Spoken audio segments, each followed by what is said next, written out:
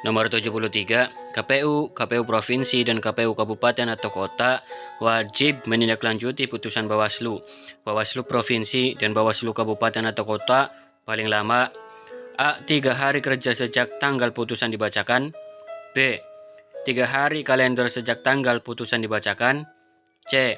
4 hari kalender sejak tanggal putusan dibacakan. D. 5 hari kalender sejak tanggal putusan dibacakan. E. 5 hari kerja sejak tanggal putusan dibacakan. Jawaban yang benar adalah A. 3 hari kerja sejak tanggal putusan dibacakan. Pembahasannya baca Undang-Undang Nomor 7 Tahun 2017, Pasal 462. Nomor 74, calon anggota DPR, DPD, DPRD Provinsi, DPRD Kabupaten atau Kota, dan pasangan calon yang dikenai sanksi administratif pembatalan dapat mengajukan upaya hukum ke Mahkamah Agung. Terhitung sejak berkas perkara diterima, Mahkamah Agung memutuskan upaya hukum tersebut dalam waktu A. Paling lama 14 hari kalender. B. Paling lama 14 hari kerja. C. Paling lama 21 hari kerja. D. Paling lama 21 hari kalender. E. Paling lama 7 hari kalender. Jawaban yang benar adalah B. Paling lama 14 hari kerja. Pembahasannya yaitu baca Undang-Undang Nomor 7 Tahun 2017, Pasal 463 ayat 5 dan ayat 6. Nomor 75. Pernyataan yang tidak benar di bawah ini adalah A. Dalam hal peraturan KPU dan Bawaslu bertentangan dengan Undang-Undang Nomor 7 Tahun 2017, maka pengujiannya dilakukan kepada Mahkamah Agung paling lambat 30 hari kerja sejak peraturan KPU dan Bawaslu diundangkan. B. Permohonan penyelesaian sengketa proses pemilu disampaikan paling lama 3 hari kerja sejak tanggal penetapan keputusan KPU, keputusan KPU Provinsi, dan atau keputusan KPU Kabupaten Kota yang menjadi sebab sengketa. C.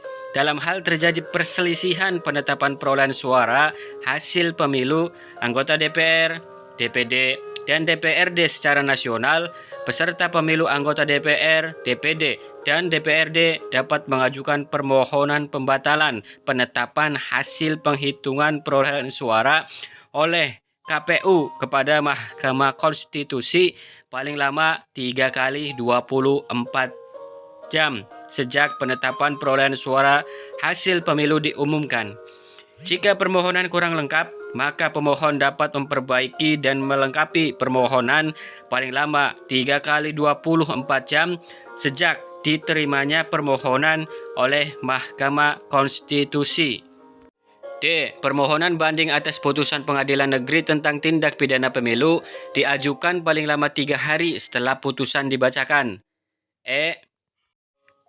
Pengajuan gugatan atas sengketa proses pemilu melalui Pengadilan Tata Usaha Negara dilakukan paling lama 3 hari kerja setelah dibacakan putusan Bawaslu. Jawaban yang benar adalah E. Pengajuan gugatan atas sengketa proses pemilu melalui Pengadilan Tata Usaha Negara dilakukan paling lama 3 hari kerja setelah dibacakan putusan Bawaslu. Pembahasannya yaitu Poin A. Baca Undang-Undang Nomor 7 Tahun 2017 Pasal 76 dan 146. Poin B. Baca Undang-Undang Nomor 7 Tahun 2017 Pasal 467 ayat 4. Poin C. Baca Undang-Undang Nomor 7 Tahun 2017 Pasal 474. Poin D. Baca Undang-Undang Nomor 7 Tahun 2017 Pasal 482. Poin E. Baca Undang-Undang Nomor 7 Tahun 2017 Pasal 471 ayat 2 dan ayat 3. Nomor 76. Yang tidak termasuk dalam alat bukti adalah sebagai berikut kecuali A. Keterangan saksi, B. Keterangan ahli, C. Keterangan terdakwa, D. Surat, E. Corpus delicti. Jawaban yang benar adalah E. Corpus delicti. Pembahasannya dalam proses pembuktian di persidangan dikenal istilah alat bukti dan barang bukti. Berdasarkan Kitab Undang-Undang Hukum Acara Pidana atau KUHP pasal 184 ayat 1 disebutkan bahwa alat bukti yang sah adalah keterangan saksi, keterangan ahli, surat, petunjuk, dan keterangan terdakwa. Dalam sistem pembuktian hukum acara pidana yang menganut stelsel negatif Wettiglich, hanya alat-alat bukti yang sah menurut undang-undang yang dapat dipergunakan untuk pembuktian. Kemudian corpus delicti adalah bahasa Latin dari barang bukti. Barang bukti adalah semua barang yang dapat disita di mana barang tersebut digunakan atau menjadi objek dari tindak pidana. Nomor 77. Bhinneka Tunggal Ika pertama kali disebut dalam kitab A. Sutasoma karangan Empu Tantular, B. Sutasoma karangan Empu Prapanca, C. Negara Kertagama karangan Empu Prapanca, D. Negara Kertagama karangan Empu Tantular, E. Negara Kertagama karangan Empu Gandring. Jawaban yang benar adalah A. Sutasoma karangan Empu Tantular. Pembahasannya yaitu kalimat Bhinneka Tunggal Ika adalah kutipan dari kitab Sutasoma karangan Empu Tantular semasa Kerajaan Majapahit sekitar abad ke-14. Sedangkan istilah Pancasila berasal dari kitab Negara Kertagama karangan Empu Prapanca tahun 1365. Tanggal 1 Juni ditetapkan menjadi hari lahirnya Pancasila. Hal ini didasarkan oleh pidato Presiden Soekarno pada tanggal 1 Juni 1945 yang kemudian dikenal dengan lahirnya Pancasila. Nomor 78.